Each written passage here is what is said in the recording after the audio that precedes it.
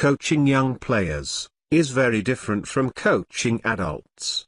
Kids aren't just smaller versions of adult or teenage players, and you need to select soccer drills that are suitable for the age and stage of development of the players you are coaching. For example, it goes without saying that 12-year-olds have very different capabilities than 7-year-olds.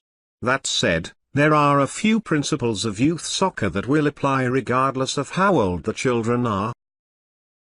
Core Principle 1. Soccer drills should be fun, and focus on the ball. Kids' soccer should always be playful, enjoyable and stimulating. Particularly with the youngest players, this cannot be emphasized enough. They should also get as many ball contacts as possible.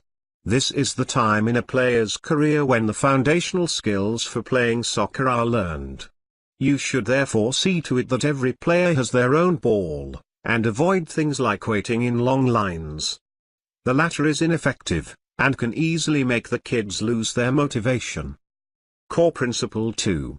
Small people, small drills.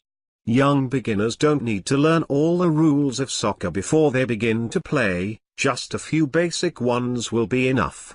You can gradually add more rules along with the new techniques you are learning. Speaking of techniques, it is important to think small enough here as well. Your kids need to learn the very basics of every soccer skill. From basic passing, to controlling and dribbling the ball. Once you move on to soccer drills involving several players, you should limit the size of the playing area and organize the children into small teams. A smaller pitch is a lot easier to oversee, and small-sided games and drills a lot easier to grasp for your young players.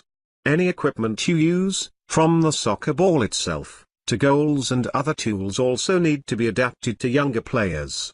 The kids will experience more success and progress quicker when they don't have to expend a lot of strength, for example due to using a ball that is too big and heavy. Core Principle 3. Remember that young players are all different.